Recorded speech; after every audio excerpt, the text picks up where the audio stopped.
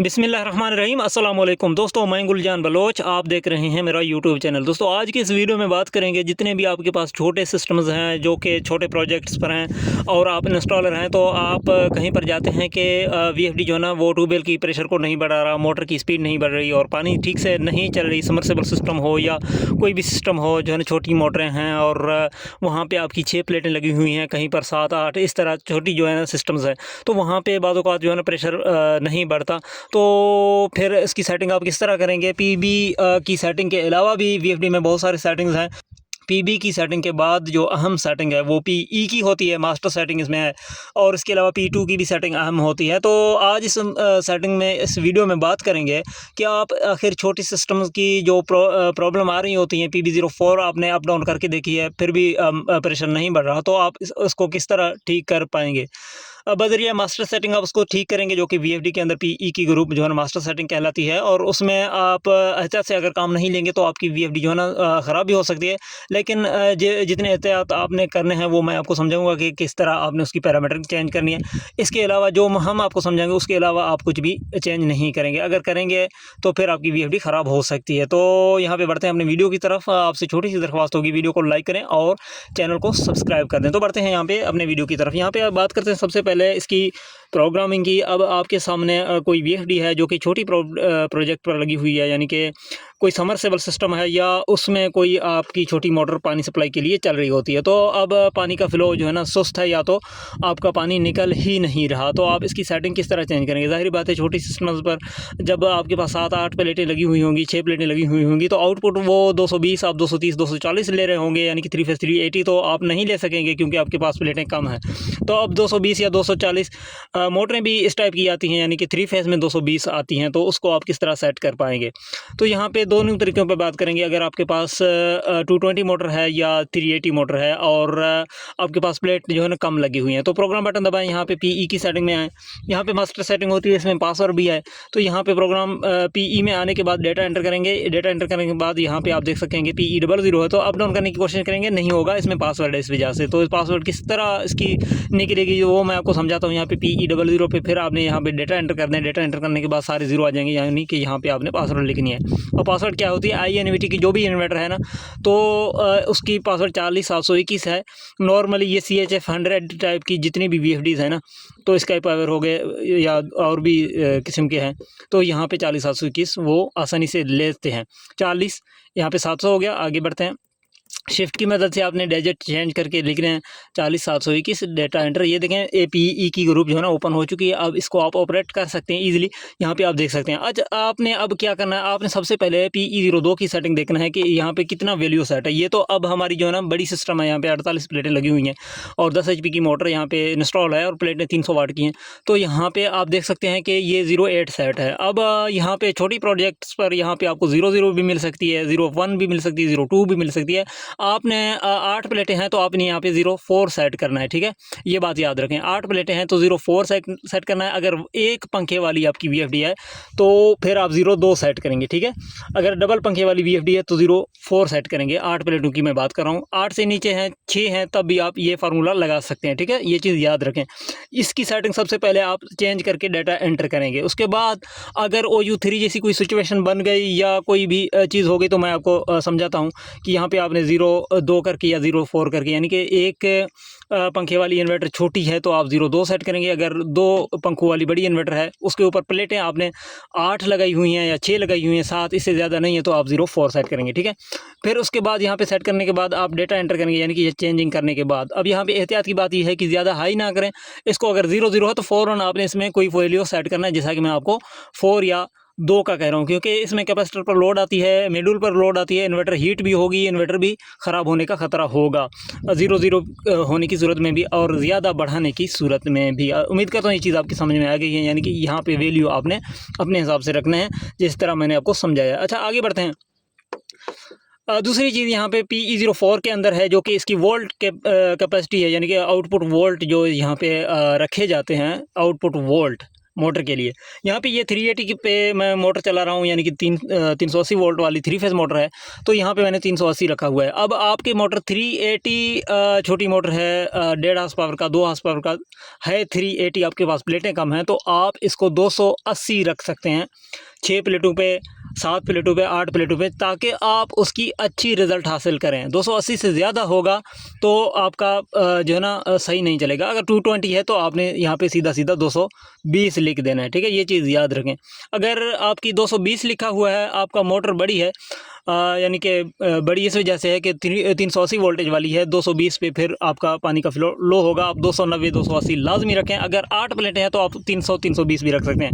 अब अगर 300 या 320 यानी कि 300 से ऊपर आप रखेंगे तो एक सेटिंग आपने चेंज करना है उसके बाद, ठीक है। यहाँ पे अगर 280 करते हैं, 300 से नीचे जितने भी आप सेट करते हैं, तो वो दूसरी सेटिंग की जो मैं बात कर रहा हूँ वो आपको चेंज करने की ज़रूरत नहीं होगी। वो दूसरी सेटिंग क्या है, अब जब आप 300 सेट करें तो PE08 की जो सेटिंग है ना, 300 सेट करने की सूरत में ऑटोमेटिकली 350 पे आ जाएगा। अब आपकी इनपुट वोल्टेज के लिए प्रॉब्लम क्रिएट होगी।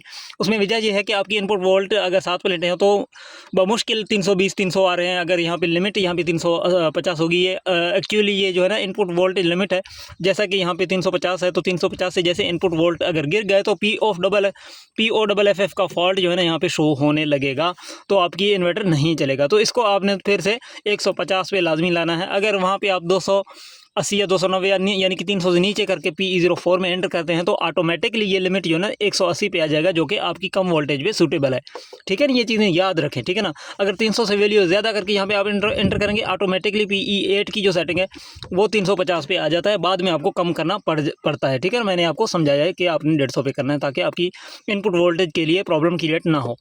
उसके बाद अगर PE04 की सेटिंग, जैसा कि मैंने आपको समझाया कि अगर 300 से ज़्यादा करते हैं या 300 करते हैं तो PE8 की सेटिंग चेंज होती है। तो इसी तरीके से PE07 की सेटिंग भी चेंज हो जाती है। इसके साथ साथ अगर 300 से नीचे करके आप डेटा एंटर करते हैं तो यहाँ पे PE07 में 410 आ जाएगा। अगर 410 से आपकी वोल्टेज ज़्यादा हुए तो OV3 का फॉल्ट आ सकता है, ठीक है, ये चीज़ याद रखें। अगर आपने 300 करके एंटर किया तो ये 800 पे आ जाएगा, कोई मुश्किल उसमें नहीं है, यानी कि चेंज करने की ज़रूरत नहीं है। अगर आपने 300 से नीचे करके एंटर किया तो आपने ये चेंज करके 800 पे लाना है, ताकि वो OV3 ओवर वोल्टेज वाली की जो मसला है वो ना हो, ठीक है ना। तो यहाँ पे आगे बढ़ते हैं। उसके बाद अगर आपके वोल्टेज कम है तो आप PE10 में आके 120 130 रख सकते हैं, ठीक है। ये चीज़ भी याद रखें। अगर 6 प्लेटें हैं, 7 प्लेटें हैं तो PE10 की सेटिंग 120 या 130 आप रखेंगे, नहीं तो प्रॉब्लम आपकी जो है ना हल नहीं होगी, यानी कि प्रेशर पानी का फ्लो तेज़ नहीं होगा। यहाँ पे आपने लाजमी 130 रखना है। 6 प्लेटें हैं 130 रखें, 7 प्लेटें हैं 120 रखें, अगर आपकी 8 प्लेटें तो 110 रखें, ठीक है। ये चीज़ समझ लें। PE10 की मैं बात कर रहा हूँ। इसमें होगा ये कि आपकी इनपुट वोल्टेज इंक्रीज़ होंगे। अगर प्लेटों की तरफ से एक्चुअल वोल्ट आपकी 300 आ रहे हैं तो 130 पे सेट करेंगे PE10 को, तो वो 300 वोल्ट बढ़ के आपकी 390 हो जाएंगे, ठीक है। ये चीज़ याद रखें। तो यहाँ पे ये हो गई। और यहाँ पे PE11 की जो सेटिंग है, इसकी वैल्यू अगर आपको 100 से नीचे मिल रही है, जैसा कि यहाँ पे 50 है, तो आपने इसको जो है ना 50 से 100 करके रख देना है, ताकि आपकी ट्यूबवेल का कारकर्दगी सही हो। अगर OL2 जैसी कोई ओवरलोड वाली कोई इशू हो गई इन्वर्टर में, तो आप इसको 50 या 80 या 70 रख सकते हैं, ठीक है भाई। तो यहाँ से आपने इसकी सेटिंग कर देनी है। अब PE की जो पैरामीटर्स थे सेटिंग के, वो मैंने आपको सारे समझा दिए। अब आखिर में PB की जो सेटिंग है जो ना, उसकी दुरुस्तगी मैं आपके सामने रख लूँ। अब यहाँ पे PB की चंद इंपॉर्टेंट पार्ट्स हैं। यहाँ पे PB00 की सेटिंग में आप यहाँ पे 0 रखेंगे, नहीं तो आपकी जो है ना इनपुट में फेस फेलियर की वजह से आपको प्रॉब्लम का सामना करना पड़ सकता है, ठीक है ना।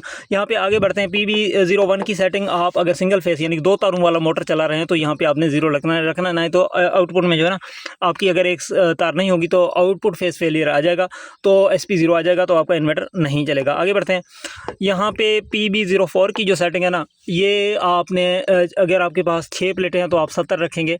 अगर आपके पास 7-8 प्लेटें हैं तो 75 भी रख सकते हैं, लेकिन आपको मैं यही मशवरा देता हूँ तो आप इसको 70 ही रखें, ताकि इनपुट में आपके वोल्टेज कम है तो आप इसको जो है ना कम रखें। अगर वेरिएशन है, फ्रीक्वेंसी अप डाउन हो रहे हैं या अंडर वोल्टेज का फॉल्ट आ रहा है, उसके बाद अंडर वोल्टेज यानी UU का फॉल्ट अगर आ रहा है, तो इसको 70 ही रहने दें। आपने एक पैरामीटर पहले चेक करना है, वो PB05 की सेटिंग है। ये यहाँ पे आपको 30 देखने को मिलता है, या कोई भी वैल्यू सेट मिलता है, यानी 10 से ऊपर जैसा कि यहाँ पे 50 हार्ज सेट है।